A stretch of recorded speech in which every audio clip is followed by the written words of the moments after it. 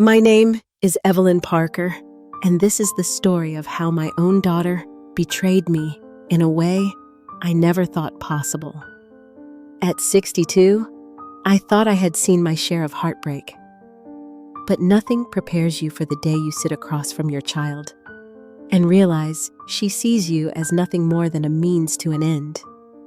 I'm sitting here in my quiet little house in Denver, the one my husband and I bought when we first got married, trying to find the words to explain how it all fell apart. I lost my husband 10 years ago to a sudden heart attack, and since then, I've done nothing but try to keep our family together. I worked past retirement age, cooked every Sunday dinner, and helped Chelsea through college while making sure her older brother Lucas could go to medical school without drowning in debt. I thought that meant something. I thought those sacrifices mattered. But 2 months ago, I learned just how wrong I was. Chelsea and her fiancé Brad invited me to dinner at a fancy Italian place downtown. They smiled. They told me they wanted to mend fences after a fight about her wedding budget, and I believed them because I wanted to believe the best in my little girl. What happened at that table still keeps me awake at night. They tried to take everything I had worked for, my home, my savings, my dignity. And the worst part wasn't Brad and his slick words or the lawyers he brought along. The worst part was looking into my daughter's eyes and realizing she was in on it. She was willing to hurt me, to strip me of everything just to get what she wanted. This is my story, and you deserve to hear it all. The phone call came on a Thursday afternoon while I was watering the little potted herbs on my kitchen windowsill. Chelsea's voice was soft, almost hesitant, and she said she'd been thinking about what I'd said during our fight about the wedding. She wanted to take me out to dinner, she said, to talk things through and start fresh. I felt something in me loosen at those words. I told her I'd love that, and after we hung up, I sat there for a long moment just staring at the quiet house, letting myself believe she meant it. Maybe she had come to her senses. Maybe she realized marble floors and imported flowers weren't worth tearing her family apart. That evening, I went upstairs and opened my closet, pulling out the burgundy dress I'd worn to her college graduation. The fabric still held a faint shimmer, and I smoothed it over my lap as though the years hadn't passed. That dress had seen so many good moments. I wore it when she got her first promotion and told me she couldn't have done it without me. I wore it on her 25th birthday when she cried and thanked me for being her rock. I slipped it on slowly, feeling its weight settle over my shoulders, and tried not to think about the things she'd said to me just weeks earlier. That I was selfish, that I didn't care about her happiness. I told myself she didn't mean it, not my Chelsea. As I brushed a little blush onto my cheeks and fastened the gold earrings her father gave me so many years ago, a part of me still hoped. I hoped this dinner would be the first step back to the way we used to be. But as I looked at myself in the mirror, standing there alone in that quiet house, I couldn't shake the faint unease rising in my chest. Something about her voice on the phone had sounded just a little too rehearsed. Franco's was just as warm and inviting as I remembered the brick walls lined with little twinkling lights and the soft hum of quiet conversations filling the air. Chelsea was already seated when the hostess led me to the table, and for just a moment, seeing her there with her hair loose and her hands resting gently on her stomach, I let myself believe this would be the evening we found our way back to each other. She stood and hugged me, and I caught that familiar perfume she's worn since college, the one that always made me think of spring. But then Brad arrived, and he wasn't alone. 3 men in dark suits followed behind him, carrying briefcases, their eyes sharp and clinical. My stomach dropped as they slid into seats around our little corner table, turning what I thought would be an intimate dinner into something that already felt like a business meeting. I looked at Chelsea, waiting for her to explain, to smile, and tell me this was all a misunderstanding. But she didn't meet my eyes. Brad leaned forward, his voice oily and practiced as he called me Mrs. Parker, thanking me for coming. One of the lawyers slid a manila folder across the table and started explaining how, at my age, it made sense to let someone younger manage my finances and property. They used words like efficiency, and security words that tried to sound like they were doing me a favor. But the paper in front of me was clear. It was power of attorney giving Chelsea and Brad full control of everything I had. I heard myself asking what would happen if I didn't sign, and it was Chelsea who finally looked up. The coldness in her eyes knocked the air right out of me. She told me if I refused, I wouldn't see my grandchild grow up. My throat burned as I stared at the little girl who used to curl up in my lap and tell me I was her hero, now sitting across from me like I was nothing more than an obstacle to be removed. When Harold died, I didn't have the luxury of falling apart. I had 2 kids looking at me with wide, scared eyes, and I promised them right then that I'd do whatever it took to keep their lives as steady as I could.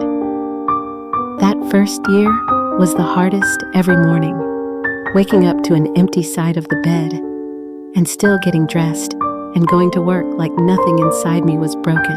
I picked up a second job at a diner on weekends, pouring coffee and cleaning tables, just to make sure the mortgage got paid on time. Vacations became a thing other families did.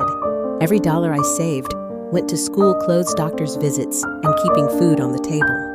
I told myself it was worth it every time Chelsea came home with straight A's or Lucas brought home a certificate from his science fair. There were nights I'd sit at the kitchen table balancing my checkbook long after the kids went to sleep and just stare at the numbers praying I'd stretch them far enough to cover the week. I clipped coupons, took in a little sewing work from neighbors, anything to make sure my kids never felt like they were missing out. And when Lucas graduated medical school, I cried harder than I'd cried at Harold's funeral because it felt like maybe all those years of sacrifice finally meant something. Chelsea, too, made me proud in her own way, landing a job at a big firm right after college and calling me the day she got her first promotion just to say she couldn't have done it without me. I held on to moments like that, moments when she still sounded like my little girl, who used to leave me notes on the fridge that said, "Love you, Mama." Sitting at that restaurant table, watching her slide that folder toward me, all I could think about was every Christmas morning I'd scraped enough together to make special. Every school play where I sat in the front row with flowers I'd picked from my own yard. I thought of all of it, and for the first time it hit me that none of it seemed to matter to her anymore. Looking back now, I can see all the signs were there. Little questions that felt harmless at the time, but should have set off alarms. Chelsea started calling more often, but instead of asking how I was, she'd ask if I'd been forgetting things, or if I felt overwhelmed managing the house alone. Brad once made a passing comment about how big the property was for someone my age and how much work it must be to keep up. Another time, Chelsea asked if I'd ever thought about downsizing or moving closer to her so she could keep an eye on me. I laughed it off, thinking it was sweet she cared, thinking maybe she just worried about me being lonely. They even started dropping hints about my finances, saying things like, "You must have a nice little nest egg, or you don't even spend all that money you've saved, do you?" At Christmas, Brad made a joke about how it was time for the next generation to take over and give me a break. Everyone laughed, and I told myself it was nothing. I wanted so badly to believe she still had my best interest at heart. I told myself I was being paranoid, that Chelsea was just trying to look out for me the way I'd always looked out for her. But in the quiet moments when the house felt too still, I'd catch myself wondering why her voice sounded so rehearsed on the phone. I ignored the unease in my chest because it was easier than admitting the truth. It's hard to imagine your own child seeing you as a burden or an obstacle. Harder still to imagine them planning behind your back while they smiled and hugged you. I let love blind me to the way they were slowly planting doubt, setting the stage, waiting for the moment I'd be too tired to fight back. And that's what hurts the most. Not that they tried to take what was mine, but that I saw it coming and still convinced myself I didn't. I don't remember making the decision to pick up my phone. My hand moved on its own, sliding into my purse, as Brad and the lawyers kept talking about signatures and deadlines. My fingers scrolled through my contacts until they landed on Lucas, and I pressed the call button without saying a word to anyone at the table. The sound of his voice when he answered was like a lifeline. I didn't tell him everything, just enough. I asked if he could come to Franco's right away, and he didn't hesitate, just said he was on his way and hung up. I set my phone down on the table, ignoring the curious glances from across the white linen. Brad raised an eyebrow, but kept talking, his voice dripping with false reassurance about how this was best for everyone. Chelsea kept her eyes down, twisting her napkin between her fingers, and I thought I saw a flicker of doubt there. That flicker gave me just enough strength to sit up a little straighter and wait. It couldn't have been more than 20 minutes before I saw him walking toward me. Lucas still wore his hospital scrubs, his hair mussed, and his jacket half-buttoned from rushing out of work. But even like that, he looked like the calmest person in the room. He stopped behind my chair, rested a steady hand on my shoulder, and greeted everyone with polite coolness. The air changed the moment he sat down beside me. He didn't raise his voice or make a scene. He simply looked at the papers in front of me, then at Brad, then at Chelsea, his gaze steady and unflinching. I could feel the heat rising in Brad's cheeks as Lucas asked if I'd requested any help with my finances, and I shook my head. Lucas leaned back in his chair, crossed his arms, and told them we'd need a moment alone. He said it in the same calm, authoritative tone he probably used with difficult patients in his emergency room, and nobody argued. They all got up and moved to the bar area, leaving just the two of us at the table. That was the first time all night I felt like I could really breathe. I looked at my son, my boy, who'd grown into a man I could count on, and the weight on my chest started to ease. He didn't need to say it, but I could see it in his face. He was here for me, no matter what. In that moment, I stopped feeling like a victim and started feeling like myself again. When Lucas and I were alone, he picked up the manila folder and skimmed through the pages. His jaw tightened as he read, and when he looked back at me, there was nothing but quiet understanding in his eyes. I took a slow breath and finally let the corners of my mouth curve into the faintest smile, because this was the moment I'd been waiting for. I reached into my purse again, this time pulling out a slim envelope I'd tucked there earlier that afternoon. Lucas raised an eyebrow as I slid it across the table, and I told him softly to wait and watch. Then I pulled out my phone and dialed another number one I'd saved weeks ago, when my instincts first told me something wasn't right. The door opened not 5 minutes later, and Louise stepped in like she owned the place. Her silver hair caught the candlelight as she walked to our table carrying her own thick folder under her arm. I motioned for Brad and the lawyers to come back over, and they returned their smug expressions, faltering just a little when they saw her standing beside me. Louise sat down calmly, opening her folder and laying out papers that gleamed with the county courthouse seal. She explained in that clipped professional tone I had come to admire that 2 weeks earlier, I had created an irrevocable trust transferring all of my assets under my name to a secure structure with Lucas as trustee. My home, my investments, my accounts, all of it. I watched the color drain from Brad's face as he realized what that meant. The lawyers glanced at one another, shifting uncomfortably as Louise went on to produce evidence of Brad's private investigator of his attempts to build a false narrative about my mental state. Every question, every little dig, every manipulation laid out in black and white. Brad tried to interrupt, his voice rising, but Louise shut him down with a look that could have cut glass. Even Chelsea, standing beside him, looked pale and unsteady, her eyes darting between me and the documents she clearly hadn't expected to see. I stayed quiet through it all, letting the weight of the moment settle over the table. When Louise finished, I finally spoke, my voice calm but firm, telling them there would be no signatures tonight, no power of attorney, no more schemes. Their trap had failed because I'd already set my own, and for the first time in months, I felt powerful again. In the weeks after that dinner, I heard little whispers of what became of Brad.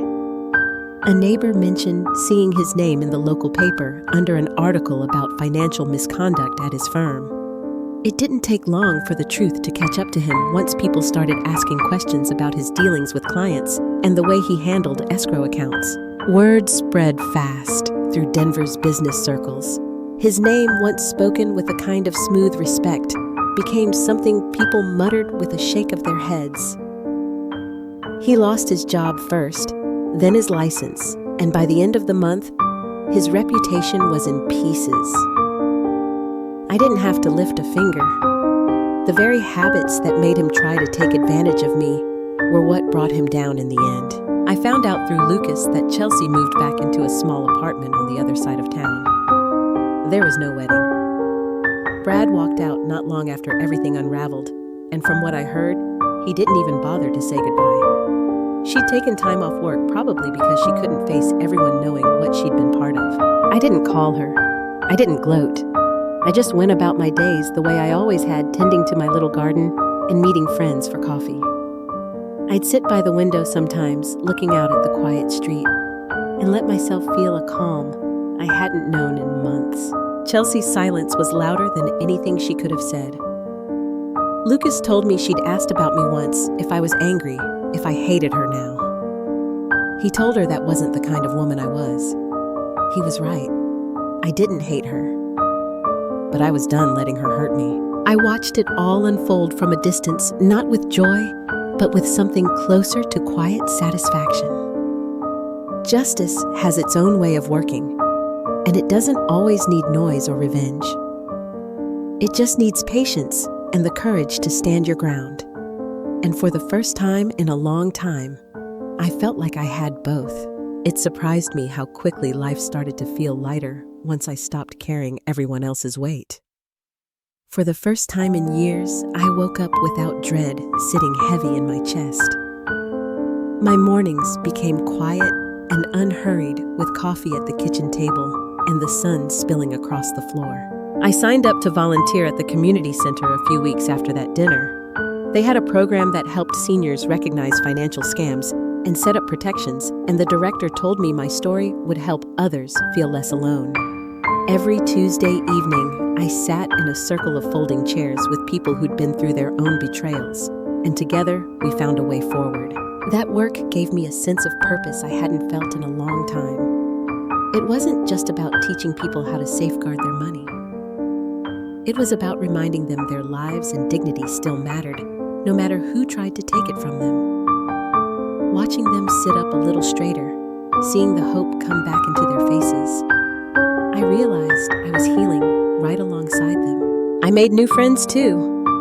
Janet, a neighbor who moved in after losing her husband, started coming by with casseroles and stories about her grown kids. We'd sit on my porch in the evening swapping gossip and laughing about things that once would have hurt too much to say out loud.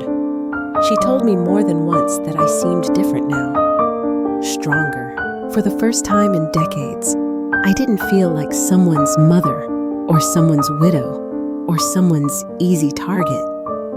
I felt like myself. I started saying yes to things I'd never made time for before. A day trip to the mountains, an art class at the library, dinner out just because I felt like it. What happened with Chelsea and Brad still hurt. It probably always will in some quiet way. But it doesn't define me anymore. I've learned that you can take your pain and let it hollow you out, or you can use it to build something better. And sitting here now, with my hands steady and my heart at peace, I know which choice I've made. Sweetheart, I don't know if you'll ever really understand how much I loved you before I even laid eyes on you. The day I heard you were born, my heart felt something it hadn't felt in a long time. Hope. I sat at this very kitchen table and pictured holding you, smelling your soft little hair, and whispering all the stories I'd been waiting to tell you. I want you to know I want to be part of your life. I want to watch you take your first steps, cheer at your school plays, and bake you the same pies my own mother used to make for me. I want to show you what it means to grow into yourself with kindness and grit. But there are things I won't let happen anymore. I won't let myself be treated like a resource instead of a person. I won't let anyone, your mother, your father, or anyone else use you as a bargaining chip to get what they want from me. My love for you doesn't mean I'll let myself be hurt again. What I can promise you is this. If one day you come to me, just you with no strings and no expectations, my door will be open. If you grow up and need someone to remind you who you really are, I'll be here. If you ever wonder what family is supposed to feel like, I'll show you with open arms. You are not responsible for the choices your parents made. You deserve to know what love feels like when it isn't tangled up in conditions or schemes. And I promise, if you give me the chance, I will give you all of that and more. So this is my boundary, but it's also my hope. I will not chase what hurts me. I will not beg to belong where I am not welcome, but I will always leave the light on for you, so when you're ready, you can find your way to me. You are already loved more than you know, and you always will be.